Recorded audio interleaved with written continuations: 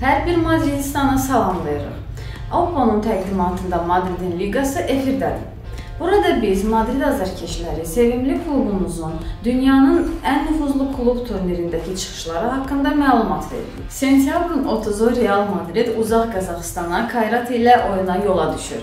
Bundan qabaq komandalar heç vaxt qarşılaşmayıblar. Ona görə də gəlin Blankos'un postsovet dövlətlərinin klubları ilə oyunlarına nəzər salaq.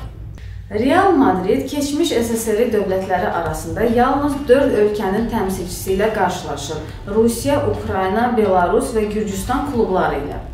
Rusiyadan Lokomotiv Spartak CSKA, Ukraynadan Shakhtar Dinamo Kiyev, Belarusiyadan Batı, Gürcüstandan isə Dinamo Tbilisi ilə maçlar keçirib. Ən böyük hesablı qələbəmiz 2021-22 mövsümündə Shakhtar komandası ilə baş tutub. Kral klubu 0-5 hesabı ilə qalib gəlmişdi.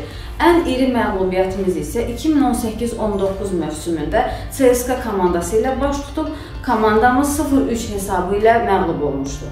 Son dəfə Real Madrid postsovet ölkələrinin klubları arasında Shakhtar komandası ilə qarşılaşıb.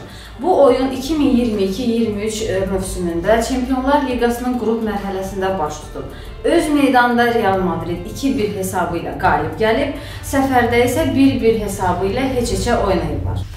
Bəs Kayrat Real Madrid oyunu hansı hesabla yekunlaşacaq? Mütləq şərhlərdə qeyd edin. Real Madrid və Çempionlar Liqasının bütün oyunlarını CBC Sport kanalında izləməyi unutmayın. Hala Madrid!